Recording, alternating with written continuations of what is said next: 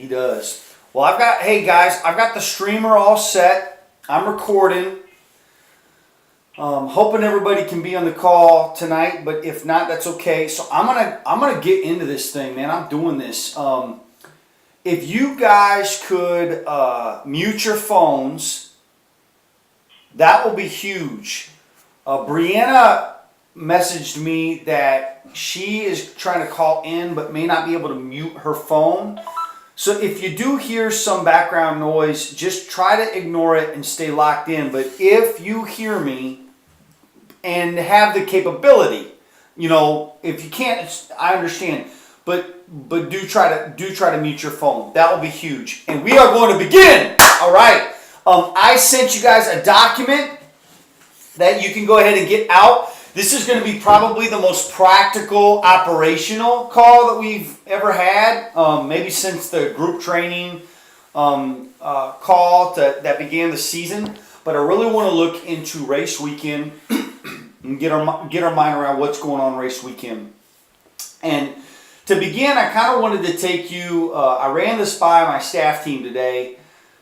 And felt like it was a word God had given me, and I wanted to just kind of bring you into where my heart is right now spiritually. So I'm going to pray, then I'm going to give you a word, and then we're going to go through all these details. Heavenly Father, we are so thankful to be together, and I'm so thankful to have everyone on this call. I thank you, God, for the grace that everyone has given us all season. Help us to stay unified. Help us to honor one another. Help us to honor our runners and your calling that you've given us. But God, most importantly, maybe this is most important, but it's so close to our hearts. Help us to honor the kids and the moms and the dads that we run for. We have come so far. We've got 2 weeks to go. We want to finish strong. We want to crush this. And we're all calling in from different perspectives. If you'll just cleanse our minds and our hearts and let us just be together. Keep the background noise down. Help there to be no distractions on the call. Help me to stay focused on our notes. In Jesus' name we pray. Amen. Amen. All right, guys. So I'm going to begin, and just one more time, I'm going to ask if you can. If you don't have the ability, I understand. But if you can mute your phone, please do mute your phone. And we're going to begin right now. I've got a video that you can't see, but it is of one of our 20-mile or 10-mile groups during their group prayer. Just taken a couple weeks ago. The video was taken by a friend of mine. And the friend who took the video is a dear friend, but has also been one of the biggest naysayers in my life when it comes to doing crazy things like World Vision. That's the way this friend would put it. Well, when that friend came down and volunteered on the 20-mile or 10-mile day, this person was so rocked by the community at that group. And in fact, the video is of everybody circled up and praying together. And everyone their arms are around each other's shoulders, and Lindsay is praying for safety. And I can actually see my friend's shadow on the backs of everybody in that circle while my friend walks around and just films everybody in the circle. Very powerful, very moving, because I know my friend really well, and I may be getting too personal. I know one of his words for the year coming up is the word cheers. That's one of his spiritual words for 2017, and I asked him, what did you mean by that? And he said, oh, nothing deep. He said, I remember that TV show from the 80s, Cheers. He's like, where everybody knows your name. He said, I just want to make sure I'm creating a space where everybody knows each other's names. And I thought that was an awesome word, I really did. And guys, I know when I look at this video that I'm looking at of everybody circled up, and of course Lindsay's a long prayer, so they're still praying. I'm messing with you, Lindsay, if you're on the call. I love your prayers. But I look at that and I know that everybody in that group knows each other's name and is connected to one another and has shared miles together. And we promised you at the beginning of the season that if you would come faithfully to the group trainings, and if you would shepherd your people to the group trainings, that they'll begin the year as strangers, but they'll cross the finish line on March 19th as family. And no one crosses that finish line without receiving love. No one crosses that finish line without receiving love. And I've been thinking about that. How do you receive love?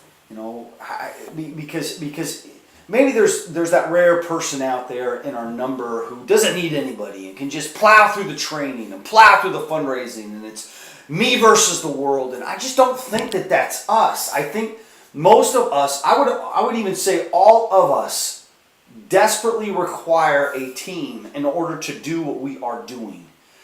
And this year, guys, more than any other year, me, Johnny Huddle, I needed a team.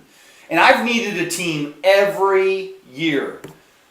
But 2 years ago, I visited every group training multiple times. Last year, that got trimmed way back as my kids got older, and I became responsible for group trainings on Saturday and also my kids' events on Saturdays. Same stuff you guys have dealt with.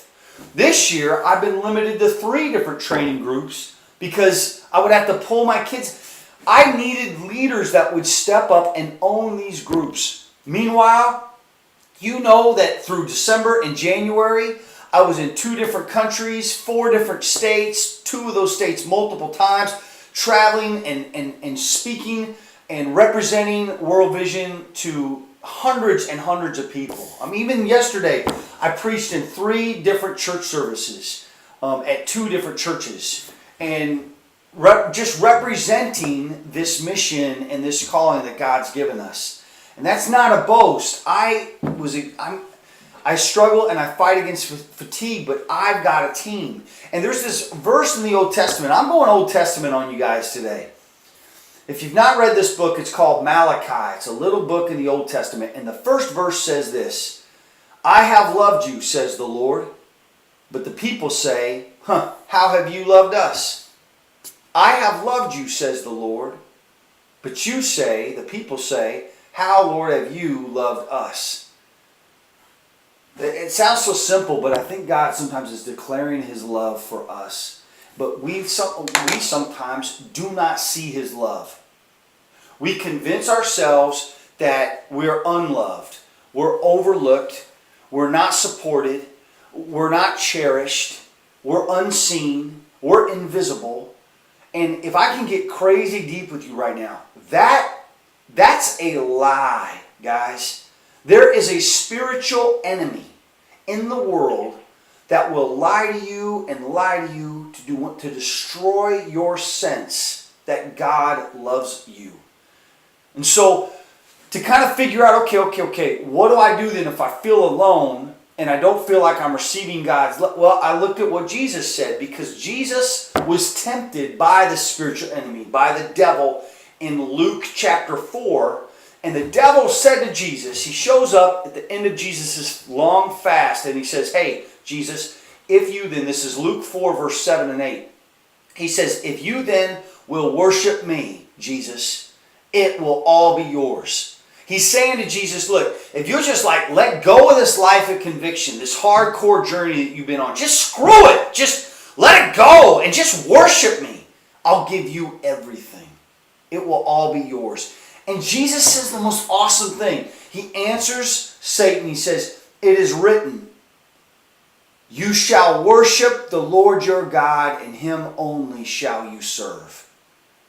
Now, there's 2 things I want to say about that. The first thing is that's, of course, the right answer. You don't worship anybody but God. But let me give you what I think is in Jesus' heart when He says this, even though I'm probably speaking absurdly, because how can I know what's in His heart? But what I think is in His heart is Jesus almost never used the phrase, the Lord your God, when He talked about God. He almost always used my Father. But this time He's quoting a scripture from the Old Testament, and in that scripture, it's the Lord your God. But let me tell you how Jesus felt about His Father. He desperately loved Him. And He desperately loved Him because He knew that His Father loved Him. They were in a relationship with each other. And he's saying, you shall worship the Lord your God, and him only you shall you serve. What does that mean? That means the way I show God love, when God says to me, I have loved you, I don't say back, well, how have you loved me, God? I say back, that's right, God, and I will worship you and I will serve you with my life. Well, what is worship and what is service? Let me jump to a third passage. That's Romans 12, 1 and 2.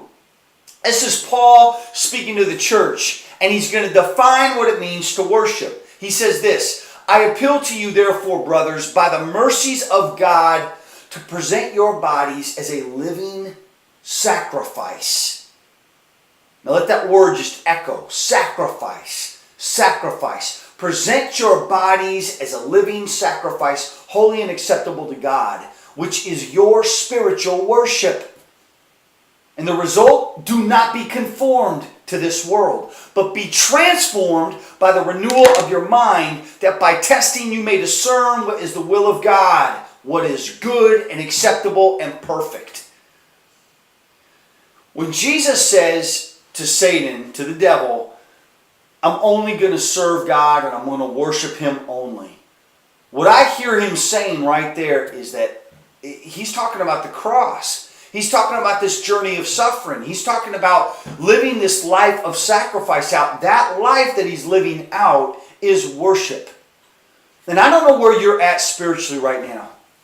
I mean, I do actually know where many of you are, but but I mean today. Let me tell you, I will not let you forget the commitments that you have made and have followed through on the last 24 weeks. You have to remember, guys, that it's because of your yes that the people on your teams have gotten through the 20-miler and the 10-miler. You have to remember that it's because of your yes that they've said yes, and also now they're doing the catch-up plan. They're crushing their fundraising. But ultimately, you have to remember that when you have chosen week after week to present your body as a living sacrifice, that the result of that is you will not be conformed to the world, but instead your mind is being transformed and you're able to see what is good, what is of God, what's acceptable, what's perfect. It is good for children to get clean water, to not risk rape, as Samuel Gamusa reminded us of at the Impact Night, to not risk disease and death. It is good for moms to know their children are safe and are not just safe but in school and are hearing the call of God in their lives. It is good for us to see. I've got an old friend from high school. She knew me before I was following Jesus back in high school. She comes to the LAX group training and is on the catch-up plan. It is good for her to see the guy I've become after I was such a freaking loser through high school, with all the junk I did to other people, to my own mom, my own sister, just the violence I brought into their lives. God has transformed my life. It is good for her, but she would not see that if she didn't say, I'm going to make a sacrifice. I'm going to sacrifice my time. We are coming up on it, guys. And so what I want to do is, I'm using an intense tone because it's just coming out of me, but what I want you to hear me say right now is that I love you and I am proud of you. You've chosen to be worshipers, guys. You've chosen to lay down your life as a living sacrifice. And that's not you getting a God complex or me getting a God complex. That is you responding to God's love for you. And that response is changing your churches. It's changing your places of business. It is changing your families. And it is changing you. And as a result of this journey, I know it's difficult to talk about pregnancy when you're 9 months in, but you haven't had the baby yet. I'm not telling you, as a result of this, you're going to want to sign right up for another marathon with Team World Vision. That's not what I'm saying. As a result of this, though, what will happen is you are going to find yourself closer to God than you were when you started this. And there is nothing better in this life than that. My last two lines for you here, just truths to pull out of this Malachi to Luke to Romans 12, 1 and 2 rhythm. If your sacrifice has stopped, then worship has stopped. If sacrifices stop, then you're not worshiping God anymore. And every one of you on the line is making a sacrifice just by being on this call. So guess what, team? Your worship has not stopped. You may not feel spiritually powerful. You may not feel strong. But let me tell you, little girls like Ava, little girls like Doreen, who's that young girl I met through Moses, our field leader, who was so ashamed when I met her. She covered her face because she'd been ill so many times from dirty water. She came down and spoke to our entire West Coast team. Brianna was there. We had Chrissy was there. She rocked the house when she spoke to us. Her worth had been restored to her. Your sacrifice is bringing young girls like Doreen back into a position of authority in their own community. Healthy and strong, not at risk of things that they lived at risk of every day. And the awesome thing is if sacrifice continues, worship continues. And if worship continues, you will not be conformed to this world. And I'm not about to get political. You guys know I'm very, very careful about I'm not careful about Jesus, but I am careful about political conversations and subject matter. I don't get into all that stuff. But let me tell you right now, no matter what turn the world takes, whether it's a turn towards fear or it's a turn towards love, that has nothing to do with where your heart is going to be. Because your heart has not turned towards fear. Your heart is turned towards love and worship and sacrifice. And that means you will not be conformed to the world. If everybody around you is freaking out and running to their little Christian bubble that they want to live in and protect themselves from everything else out there in the world, that's not you, y'all. That's not you, suckers. You guys are rocking it. You are laying your life down. You're making the time, making the sacrifice, laying it down for others. It's awesome. It's awesome. And so I got all this fun stuff to talk to you about. One of the dumbest things I'm going to talk to you about, but I just think is so fun, is I just got a text message an hour ago that concluded this whole conversation I've been having for a month.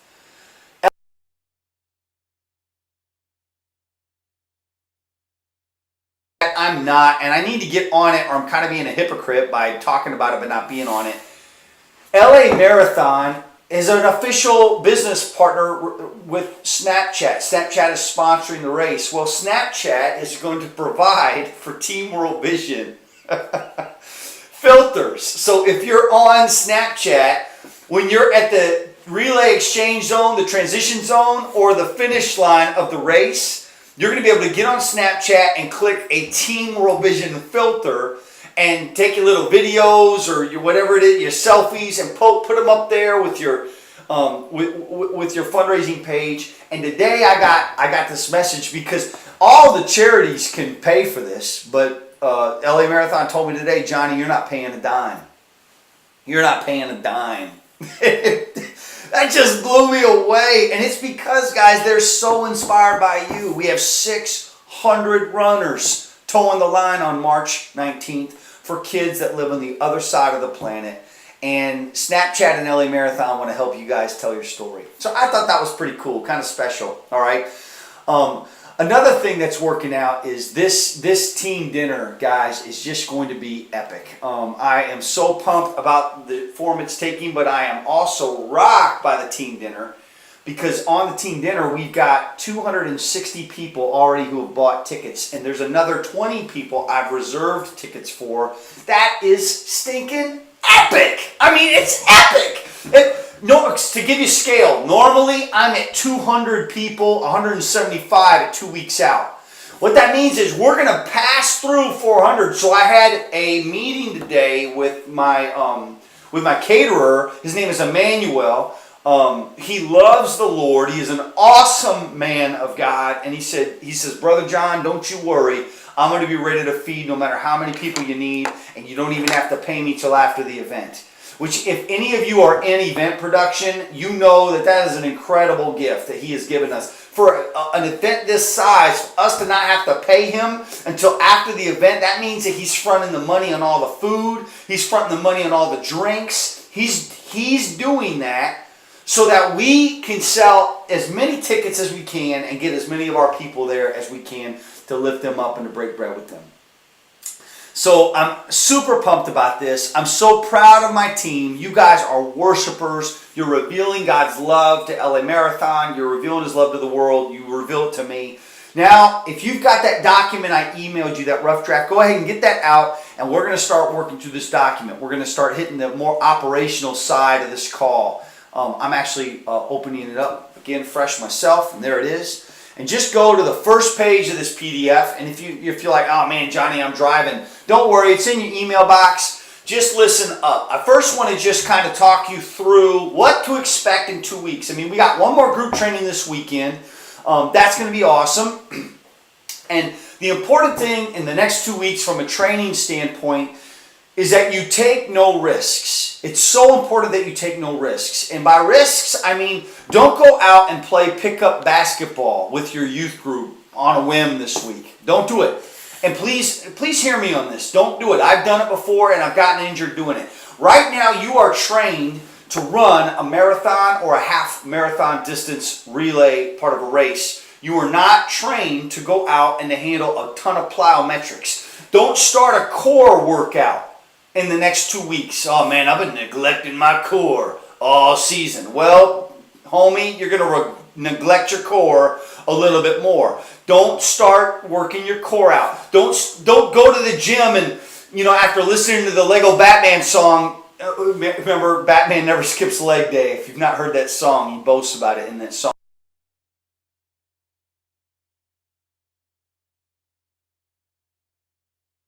Don't go, remember, every pound that you carry is 2 to 4 pounds of pressure on your knees and your ankles when you're running. So watch what you eat. Just be normal. Live life. Enjoy life. But don't take physical risks. No new workouts. No extra long mileage. You're going to stay within the mileage of the training. Now, the week of the race, you're going to have a short run on Friday, March 17th, okay? You're going to go out and do that short run. It's just we call it a blowout run. You don't even technically have to do that run. It's like the only run all year I would tell you don't really have to do. But I like to do it. You should do it. It's short. It's easy. It should not be something you push, and it shouldn't be like parkour or something. Just go out, keep it chill, and do it. And then the expo begins Friday, March 17th. It begins at 10 a.m. and it goes to 7 p.m. Now, this year it's in the West Hall at LA Convention Center. It usually rotates every other year from South Hall to West Hall. I prefer the West Hall. They're both great, but the West Hall, that's where we're at this year. So you're going to park in the West Hall garage, and you're going to attend in the West Hall the expo. It's in room A. Now, guys, I'm going to say some stuff on this call, and I love you, and I've gone the extra mile for everyone that's ever asked me to when it comes to race weekend stuff. But some of this stuff, I need it just to be the gospel when I say it. And one of the things I got to say to you is you cannot, under any circumstances, pick up someone else's race weekend packet. You can't do it. You cannot do it. All right? That means if they can't get there, they're not running on Sunday. There is no Sunday morning race weekend pickup.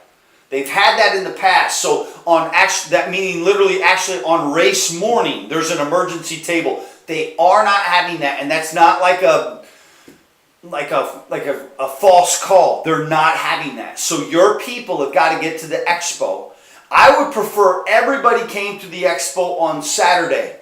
But if they can, and I mean that, that would be my other thing I wish was gospel. Come on Saturday. But if they can't come on Saturday, it's fine. Tell them to get there on Friday, all right? They've got to get their own packet. They've got to bring their own ID. Second thing I want to tell you is if you would like to hang out at the Race Expo Team World Vision booth with me and with the rest of the team, we need that actually. We need some folks who would be willing to come over on Friday between 10 and 7 and just hang out. And your job would just be when you see a Team World Vision runner come through and they're coming up to the booth because they've got to get some stuff at the booth or they can't participate at Dodger Stadium. And they've got to get approach wristbands so they can enter the stadium. I'll get to that in a minute. They got to get their free high fives, their big love, I love having a lot of energy at the booth. So I know the Revises are coming through that Friday. But what I'd love to do is, and I know Lindsay's interested in coming, what I'd love to do is to get all of you guys that are interested in coming on an actual schedule, a Google Doc that I can share with you. So how do I tell you, Johnny, I want to come? Well, you replied to today's email. You can even get it out right now. I mean, I won't hurt my feelings if you're on Google Hangout and I see you typing. Just get it out and say, Johnny, I would love to hang out at the expo booth on Friday. Now, no first-timers are allowed to hang out at the expo booth on Saturday unless you're there picking up your bib and your race packet, which, to be clear, your race packet is your microchip bib, okay? Your microchip and bib, and you're going to get a shirt from LA Marathon, and you're going to get some other goodies, including a see-through clear gear check bag, okay? It's the only bag you're allowed to carry anything in on with a backpack. And I don't mean like a Camelback backpack, but like a real backpack. They're not going to let you in the stadium. You will not be allowed to take it in. So you've got to use this clear bag, all right? But if you know you can come on Friday, hit me back with an email. Veterans, you're not a first-timer, but you would like to hang out at the booth and help out on Saturday, we'll let you. We would love that, but only if you're a veteran. That means you've run multiple events with us, or this will be your second or third half marathon or your second or third full marathon. If you want to come through and hang out for an hour, that's great. It's not going to be longer than that. We want to keep you off your feet. We want to keep you having fun. You can walk the event. You can have fun, but we would love to have some dedicated time at the booth to increase the energy at the booth. The races gifted us. Our booth is free. We don't pay any money to be at this expo. Most of the charities are paying like $2,000 plus to be at these expos. They gave us a double-sized booth, so it's a 10 by 20 booth. It's as big as our finish line tent, actually. So we're going to have some 6K stuff to pump the 6K coming up in May. We're going to have child sponsorship stuff out there, T-shirts. We're going to have some of Chitwood's books out there, stuff that the family can buy. Like, we'll have a few extra jerseys. It's going to be really good, man, and we would love to have you there. Saturday, the hours are more limited. The expo does not begin on Saturday until 9 a.m. That's a typo in your race weekend overview, and I'm thankful I caught that just now. So I just caught it now. It's not 9 p.m., it's 9 a.m. on Saturday, March 19th, and it will close at 5 p.m., and they close pretty hard and fast. The expo will close hard and fast. So when they close it, everyone will start tearing down their booths, all right? My hope is that everybody's gone from the expo at 5 because they're coming 7 minutes away to the HD Buttercup in the downtown LA Arts District for the team dinner. All right, the team dinner is going to begin at 6, but we're going to open doors up at 5:30, and you're going to love the venue, guys. It's a furniture store for like swaggy, cool kind of people, and they're emptying out the warehouse for us, which has all this romantic drop lighting, and it's going to be a great venue, man. It's awesome. There's a Stumptown coffee right in that in the complex, so if you want to go get like a hipster cup of coffee, you can walk down to Stumptown, hang out with friends, chill. We're going to have some photo zone things going on, areas to take pictures, to send out your link. But it's going to be a really cool time. It will start promptly at 6 p.m. and it will end promptly at 7:30 p.m. That is plenty early on race night, guys. I know last year we started the dinner at 5 p.m. That was because it was out in Pasadena again, and so many of our South Bay folks, they got to drive from Pasadena all the way back home, but having it in downtown LA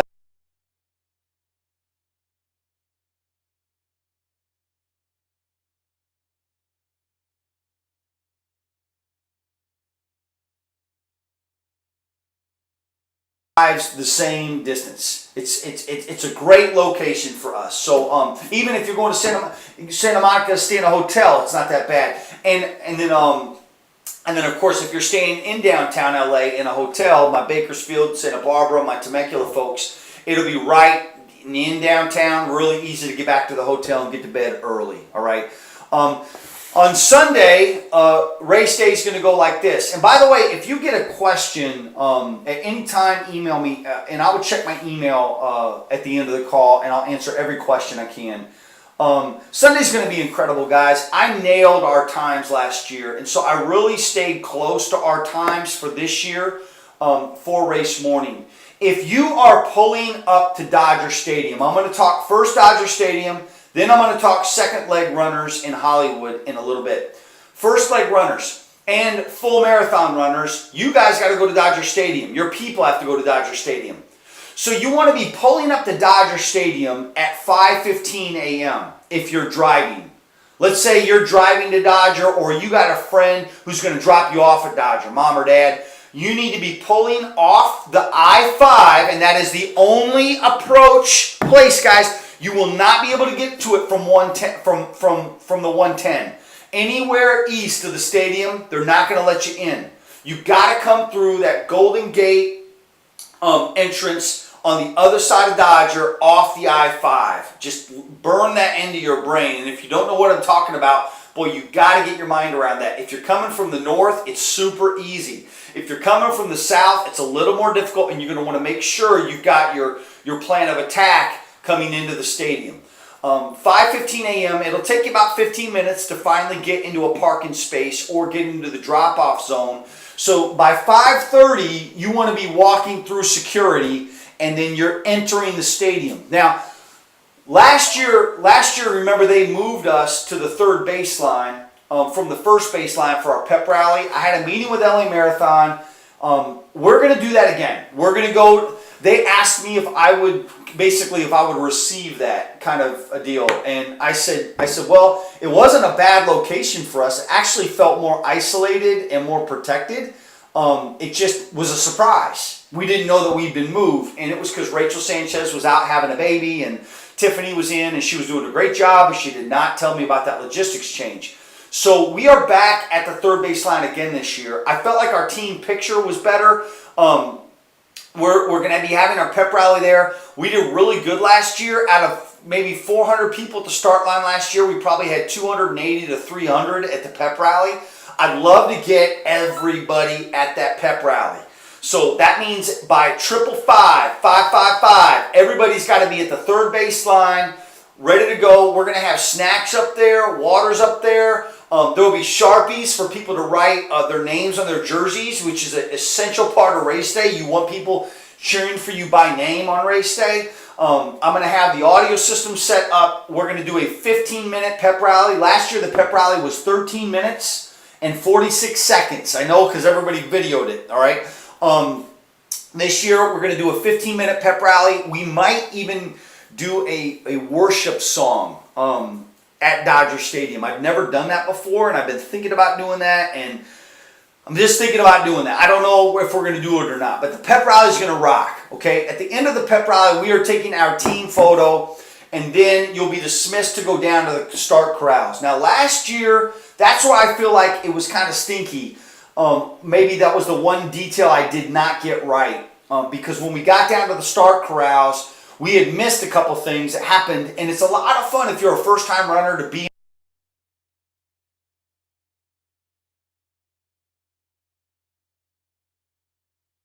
our money, because the good stuff won't begin until 20 after. So if you're walking down to the start corrals by 20 a.m., by 6:20 a.m., you're golden, okay? The wheelchair athletes, and we've got 3 wheelchair athletes this year, they're going to be taking off at 6:30 a.m., and then the full field will begin at 6:55 a.m. Now, when I say full field begins at 6:55, you have to remember, you're not going to get through there if you're in the general corral for another 10, 15 minutes, maybe even 20 minutes if you're way in the back. So it takes a long time for everybody to get through that start gate. But when you do, your microchip will activate, your time will begin, the race will be on, okay? There'll be a finish line party in Santa Monica from 9 a.m. until 2 p.m. And you guys know every year we stay a little bit after 2 p.m. This year we've got 100 hot and fresh pizzas from Joe's Pizza in Santa Monica being delivered to the tent. There's food for everybody, for runners, for the fans, everybody, and I am believing with all my heart that it's going to be a beautiful day. It is going to be a beautiful day on race day. So we've got a great tent. If you've got family and friends coming to the finish line and they want to be at the tent with you, full runners, tell them to come from the south. Everything should always be from the south, approach from the south. And if they come up from the south and they get there early enough, sometimes they can sneak a parking spot in the Santa Monica Mall parking lot. That's actually like my little pro tip, which I don't put in the race weekend guide, because if I do, everybody will use it and then I won't get to do it. But nobody ever checks the mall for parking, and it's usually available, and it's super duper cheap to park in the mall for parking. So if you got family coming in, but there's like 8 other public access parking lots. We're right north of Colorado. We're right near the pier. It basically, tell them to go to Santa Monica Pier, walk north, and we're literally 100 yards north of the entrance to the pier. It's a beautiful spot for our relay. Forgive me, our finish line tent. It's going to be awesome. So now I want to shift gears to Hollywood. Let's say you're not a full marathon or first leg runner. You are a second leg runner. Well, you got it a little easier. If you can be at the exchange zone at 7:45 a.m., that's on the corner of Sunset Boulevard and Orange Grove Avenue, all right, you're golden. And you could do it the same way the full runners and the first leg runners would do it if I were them. And here's what I would do if I were them. If I was driving myself or carpooling with some other full runners, I would park in Santa Monica, not at Dodger Stadium. I'd get up a little bit earlier, drive to Santa Monica, and park there. Then I'd walk a couple blocks down to City Hall. LA Marathon, I know it's hard to access the finish line, but guys, their pre-race shuttle system is the best of any race in the country. It is stinking awesome. And you do not have to have a reserved time. They do the reserved times when you register because they want to make sure they've got the right number of shuttles and they've got kind of some expectations. But Rachel always reminds us every year, if your guys get there earlier, tell them to get on the bus. That's all they got to do is get on the, that's the magic words, just get on the bus. Whoa, wait a second, my shuttle's not reserved until 5. If you're there at 4:30, praise God, get on the bus. Get on the bus and get to Dodger Stadium. And the cool thing is the first leg runners, they've got constant shuttles. And the full marathon runners, constant shuttles. They get to Dodger really fast. They'll drop you off. But the second leg runners, they do really well too. They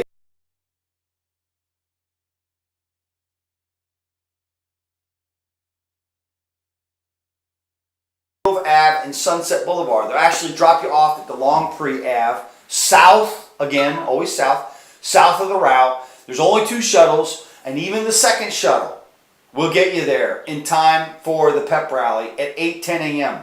That's the second leg. That's the second leg runner pep rally. The first leg runners is 5:55. The second leg runner pep rally is at 8:10 a.m. All right, and there's we'll have our exchange zone party going on there from 8 to 11:30 a.m. and it is going to be awesome. One more thing I want to talk to you about on race morning is if you're looking at the race weekend overview, you'll notice that there's no gear check notes in the overview. I'm going to get to that in a minute, all right? So just know that that's coming. Let's talk a little bit more about the expo and packet pickup. We're doing really good on time right now, guys. I'm crushing my notes. I'm super pumped right now.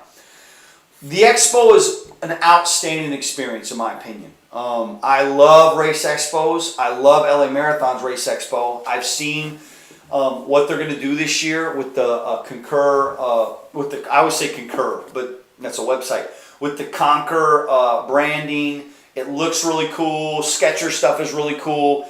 When you get there, many of your first timers are just not going to be aware of how massive the expo is. It's overwhelming. And again, especially if you've got folks that don't like going to the mall or don't like going to the beach or the Grove or something like that. This is a big experience. And when you get in there, it's loud, it's exciting, everybody's handing out all this free stuff. It can be kind of overwhelming. But remember, if you go there as a team, it's a ton of fun. There's a ton of picture zones where you can take really cool pictures. It's a great way to get the word out about your fundraising. The expo is going to be awesome, and again, we will have that great booth. Okay.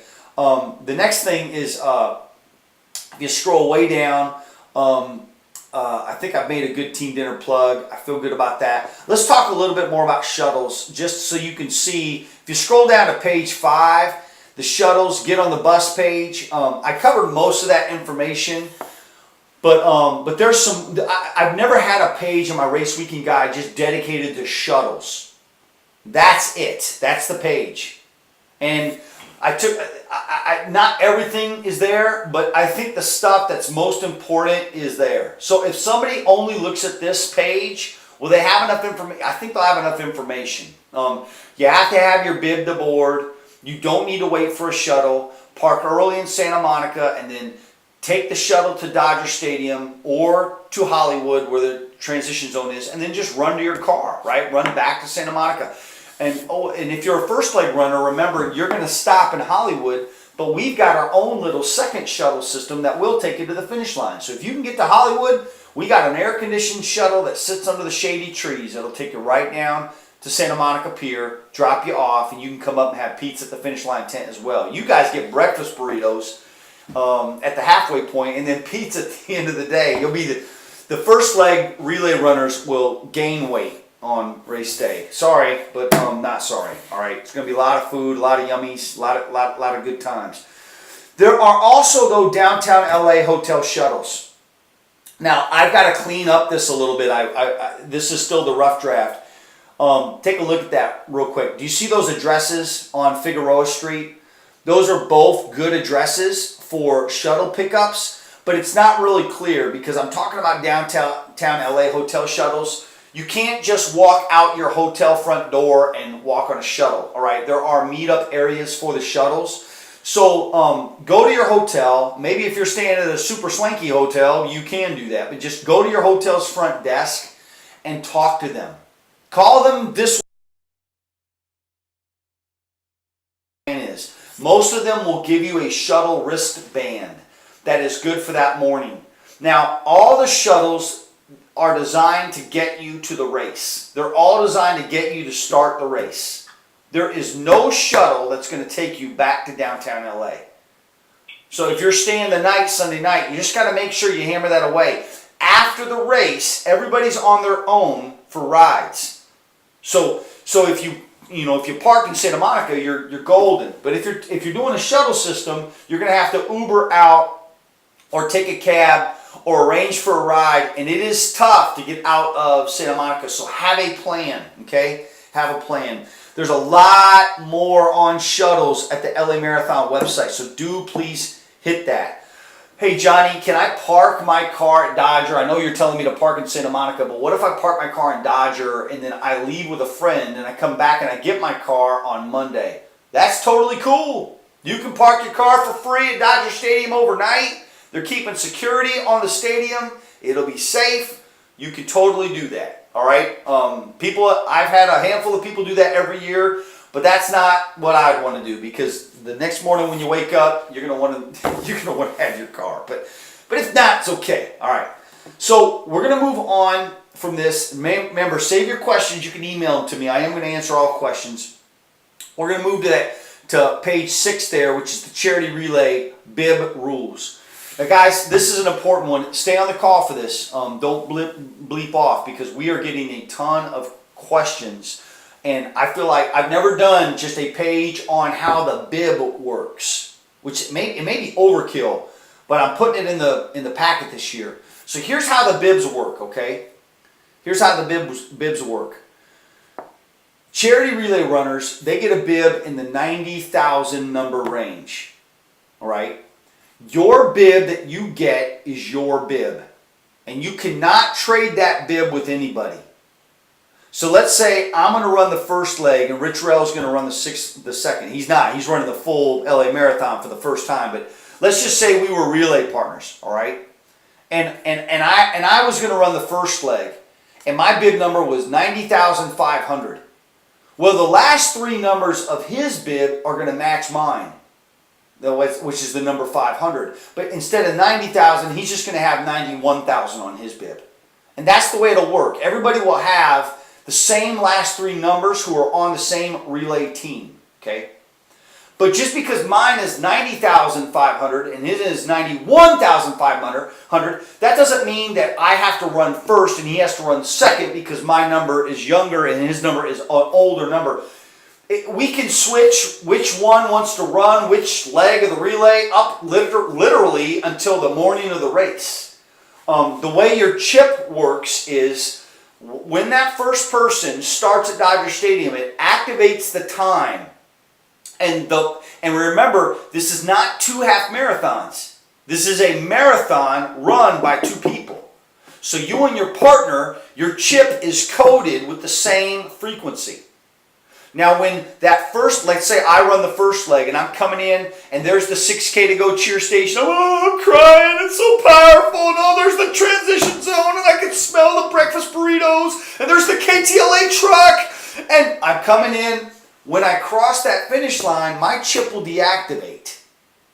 And then Rich Rel, who would be my partner, will leave the transition zone and begin his second leg, and his chip will activate. And then, hey guys, somebody's not muted. If you got a question, I will answer. Just hold on to it. But try to keep those phones muted if you can. So when he leaves that zone, the time relay runners are running together, all right? Johnny, will I know what my time is coming into the halfway point? Yeah, you'll know.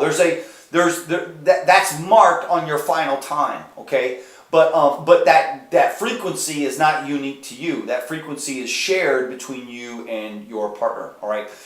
So relay partners, the last 3 digits of the bib number must match. So if you get your bibs out and I have 499 and Rich Rel has 500 as his last 3 numbers, then you've got to go to the solutions counter at the expo. That's where the LA Marathon people, and those are all staff people that work the solutions counter, they will take care of you and make sure you get fixed up. Remember, the last 3 digits of your bib number have to match with your relay partners. They have to match. They have to match. If they don't match, don't panic. The solutions counter will take care of that like literally in a minute. They'll get you covered, all right? This is a relay, guys. We've always presented it as a relay. It is a relay, so you need to run it like a relay. And that's the message you have to tell your runners. Well, we're on the same bib, but we want to run the same leg together because we train together. Well, it's a relay. So one person should run the first leg, and the other person should run the second leg. And I'm going to ask that everybody on this call models that for their team, okay? Having said that, now please do that. Don't just listen to the having said that part, all right? Model this for your team. Having said that, I've already talked to LA Marathon, and they're going to have 30 extra medals at the start and the finish. And enough food for 30 extra people at the start and at the finish. Just in case we get some stubborn folks who we love, they're our teammates that we love, that do not do it as a relay, but do it as a half marathon together. They will not get a correct time on their chip. And that is their choice. And you don't need to apologize for that. Or, oh, well, sorry guys, but you're not going to get... No, man, it's a relay. And in fact, the stuff that we've done with the race to be able to allow people to register independently has been huge. Guys, trust me, what we've done for our runners is we've created an opportunity for everybody to participate, not just people who find a partner. We have matched them up with partners. That's an incredible gift.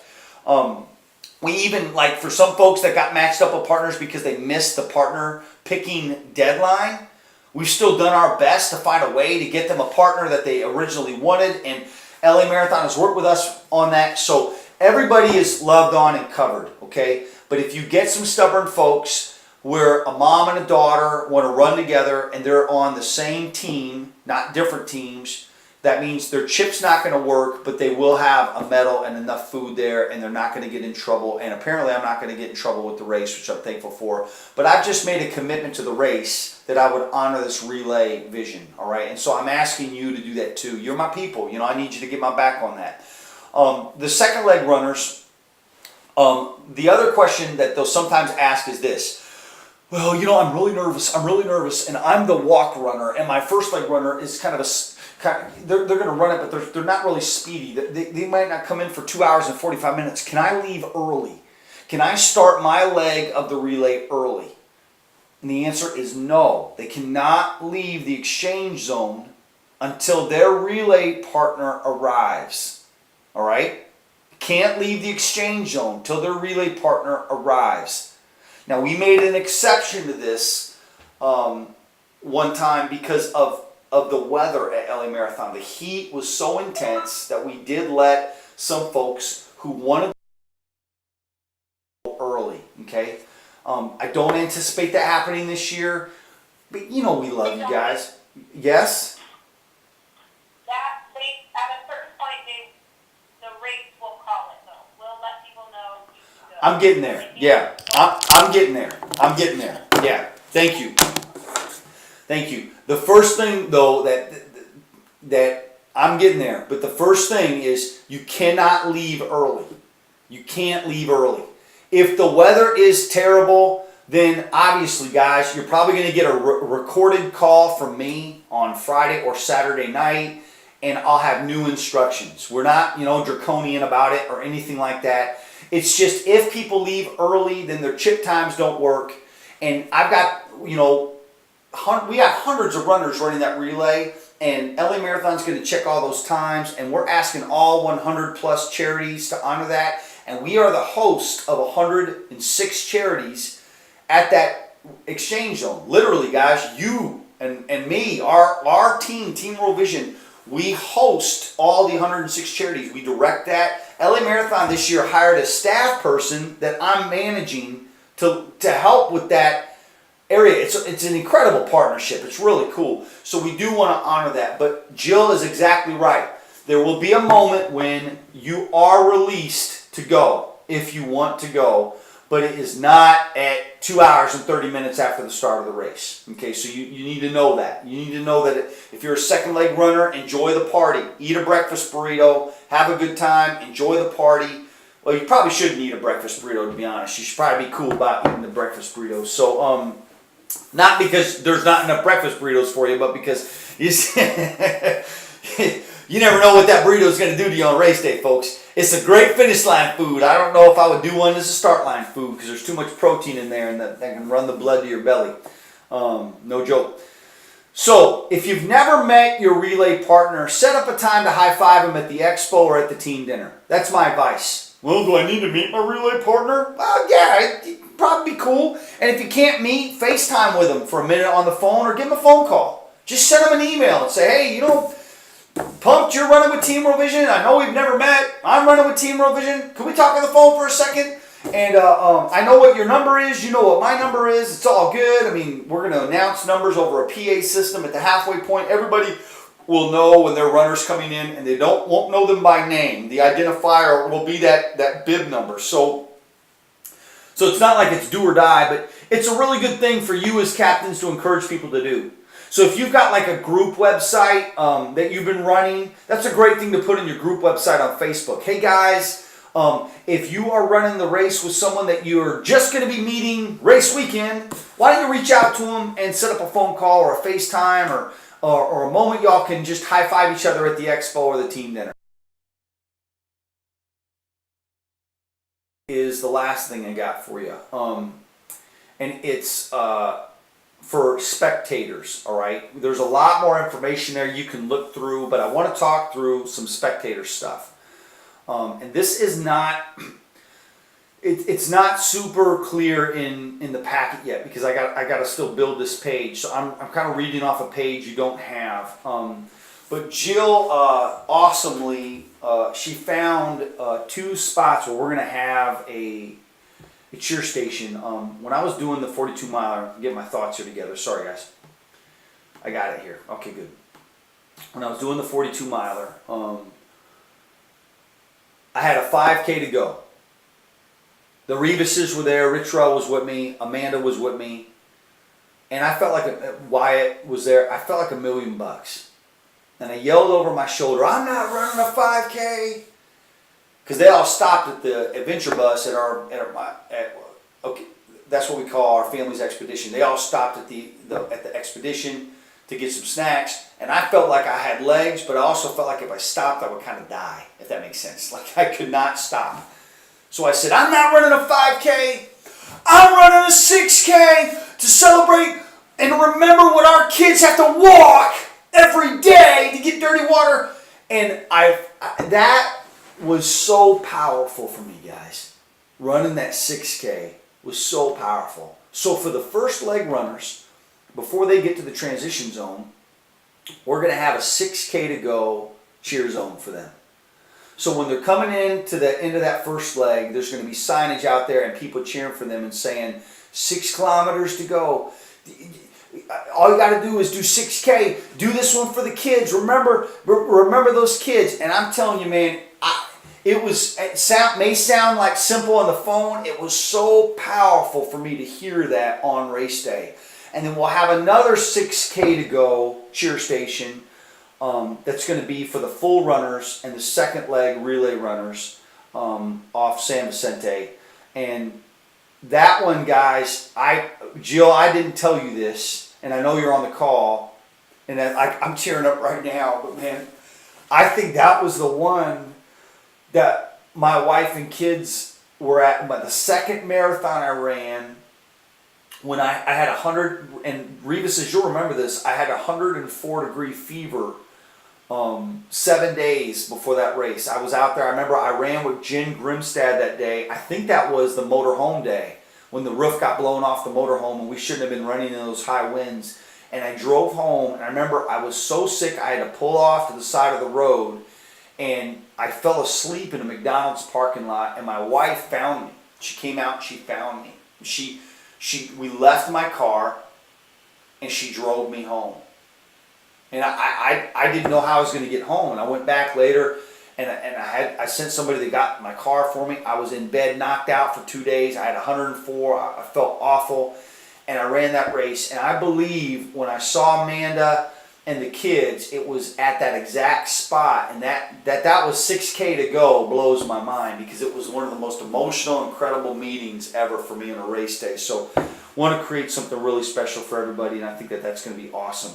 But the reason why I'm telling you about it is you're going to have family and friends that want to come out and support you. Maybe a small group that wants to come out and support you guys. Please, guys, do not send them just to the race course. Use one of those 3 spots. The 6K to go cheer station for the first leg runners, or the relay exchange zone where our relay runners are waiting, where we're going to have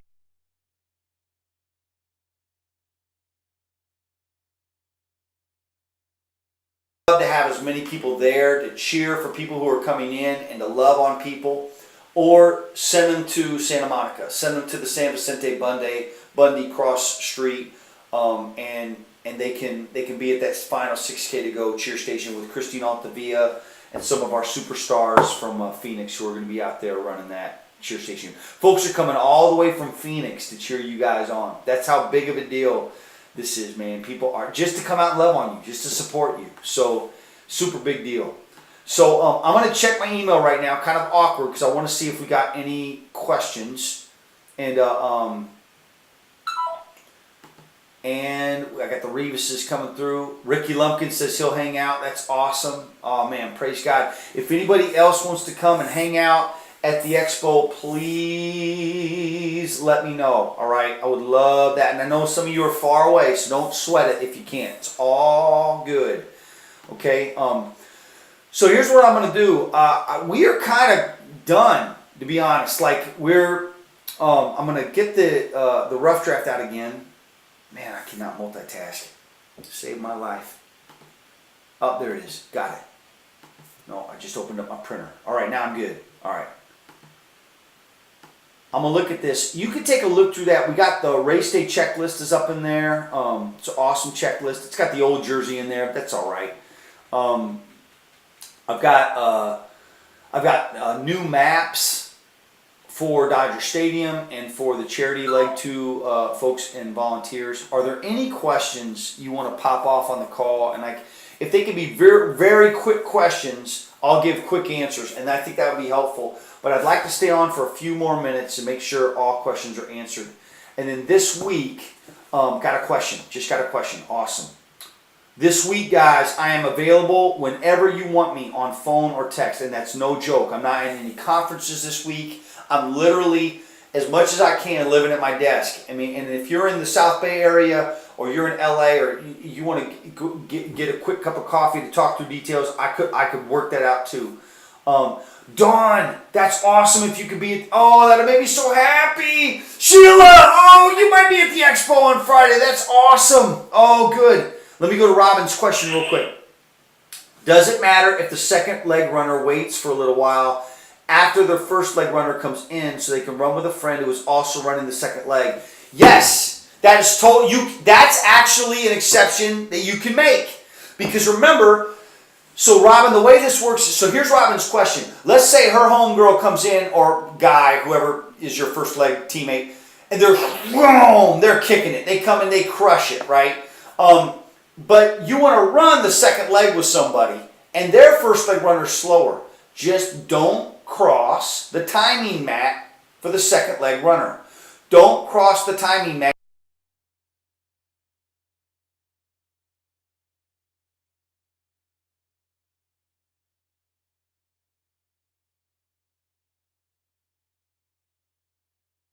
Some fun stuff, sorry. Don't go high-fiving anybody at the Air One radio tent, all right? You can totally wait. That will not jack up your time, because when they come in and they cross their timing mat, that means your frequency is paused, okay? When you cross your timing mat to start, it'll begin again.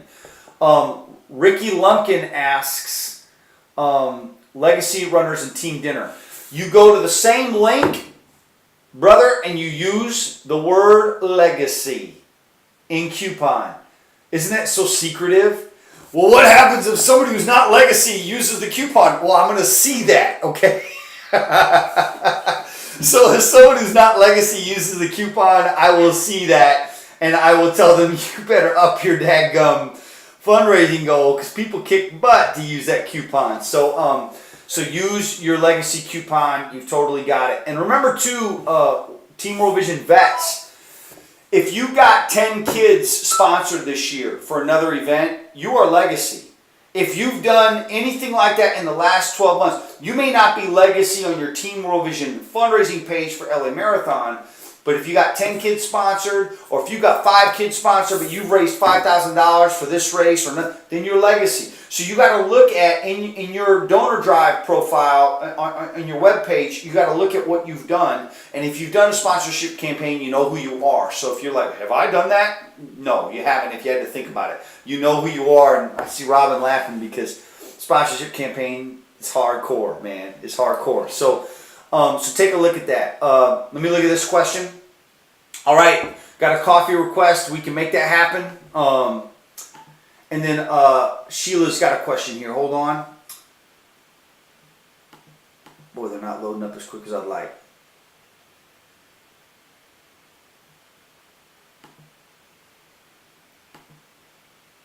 I can answer Sheila's question. Okay, go ahead, Jill. That's perfect. Perfect. Do it. Sheila, I have sent, well, and everybody else, I have sent every relay partner an email introducing them to their partners. So both partners were on the email, and I said, introduce yourself and choose your leg of the race that you would like to work it out amongst yourselves. So everyone should have gotten an email. They have the email address of their partner, and they should be able to get in contact that way.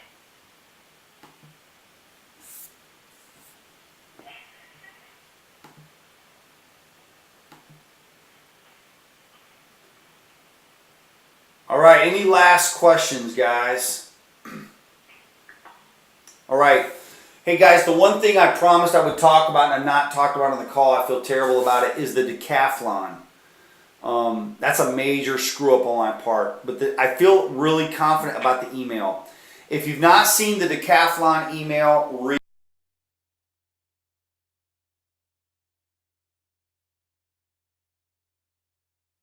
it's a fundraising thing, not an athletic event, okay? It's 10 days of straight opportunity to fundraise.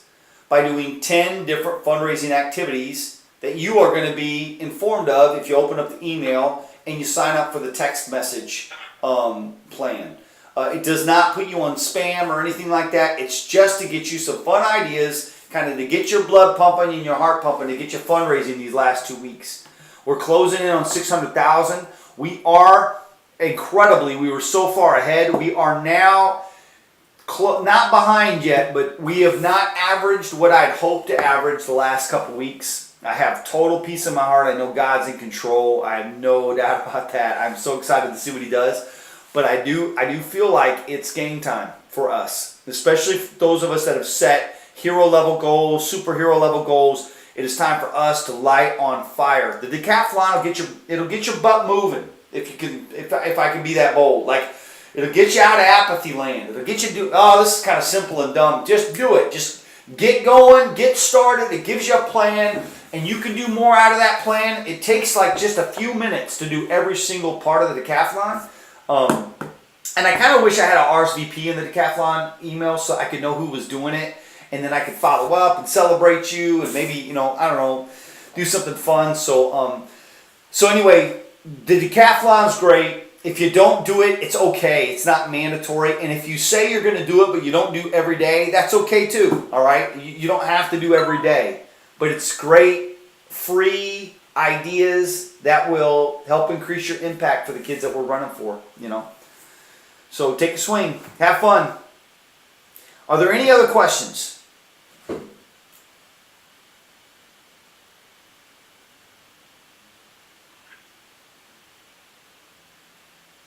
Anybody, are you excited? Is anybody excited, or yeah? Johnny, can you hear me? Yeah. Hey, can you resend the decathlon email? I can resend it to you without a doubt. That would be awesome. It's done. You got it. Okay, I'm glad you said that, because In my inbox anywhere. you sound just like Jen Grimstad on the phone. So I'm really glad that you said it was Dawn. So that's awesome. So Don it's, Mateo over Village Church here. I got you. We'll make sure you get that email. Thank you so much. It came a little bit different. So if you check, like if you have a Google email and you check like the other columns, I think they're called social, you might see it in there. It would have come out today. Would have come out this morning. What the subject line was? The second line, The subject line. I should be able to recall. That's the truth. And I'm going to tell you what it is right now. In fact, I'm going to forward it to you right now. That's what I'm going to do. Alright, thank you.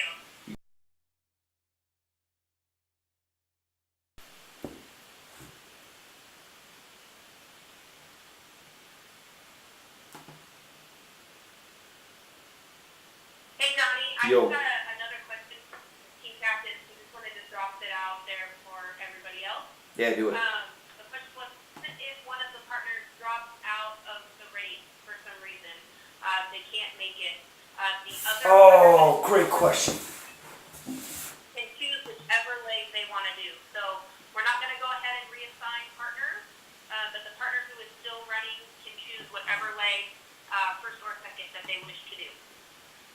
Can I just repeat everything you said just to like emphasize it? If Yes. your teammate can't run, it's okay. It is okay. Show up and run whatever leg you want to run. Just make sure that they actually can't run, okay? Because you could end up showing up and running the same leg and then not getting your time. So it's totally okay, all right? Great word. Thank you for that. All right. What if someone forgot to use the coupon code for the team dinner? I will take care of that with you. Don't you worry about that. Making a note of that right now.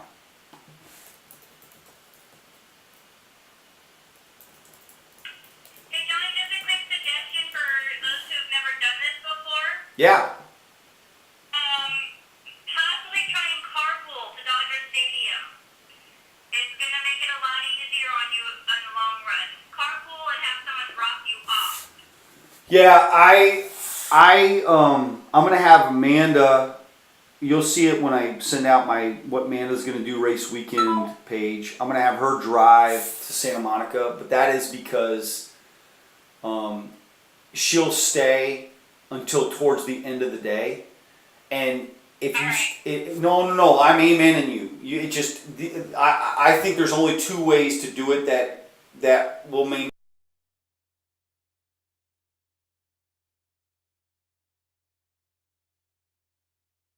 Or have somebody drop you off and have somebody pick you up. I mean, you're dead right. There's no getting around it. If you can have someone come and pick up a bunch of people, it's great. Just not everybody can do that. And it gets really hard if you get dropped off at Dodger, but you don't have an arrangement in Hollywood or in Santa Monica to get picked up. That's where it gets tough. Very true, but keep in mind that downtown LA and from Santa Monica as well, you've got the train, you've got the subway, really easy to use too. To get out of the finish line area and be picked up, it's going to be much easier to do that than to try to have people come park it down to you. Yeah, there's a... And I know we're going to have like sore legs and tired feet, but in Santa Monica, like just 3 blocks up from the pier, which is where our finish line basically is the red line that'll take you all the way back into downtown again. Yeah, that absolutely works. I mean, and that's definitely an option. I know we've taken the train from the North Hollywood area all the way out to Santa Monica. Never had to do our cars. Never had to pay for parking. It was $1.75 one way. That's awesome. Yeah, that's awesome. A lot of folks. I just want to be clear though, like, amen to everything you're saying, but folks, if you're listening and you're like, man, my family wants to meet me at the finish, like, can people come? It is absolutely doable to come down to the finish and hang out at the tent and be there for your people. But if you're like, just, if traffic's not your thing, it's going to be, it's going to be a challenge. But yeah, thank you for those suggestions.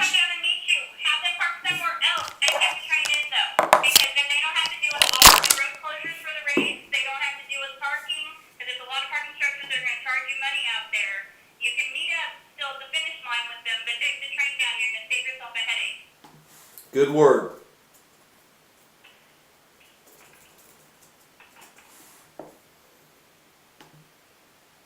Any other questions, guys?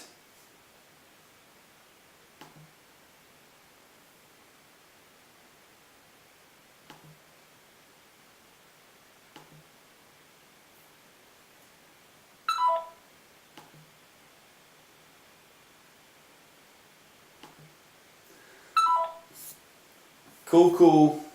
Well, this was our last call of the year, guys. It's been awesome. I know some folks are already beeping off, but race weekend is a huge experience. My advice would be, don't resist its power. It's gonna take time.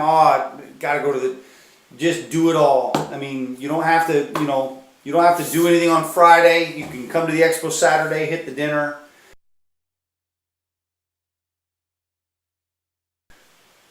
Yeah, enjoy the day. And even if you're not a party person, be a party person on race day. Have fun, laugh, high five, enjoy the day, man, because there's not a whole lot of opportunity in our lives for us to bear witness to what God is doing through His people on a stage where the entire world outside of the church is watching. And that day, you're doing something life-changing side by side with people who are outside of the church. It is an incredible experience. So let your butt be at the race. Let your heart and soul be with the people on the course. And we're going to have a great weekend. Love you guys. We'll talk to you soon.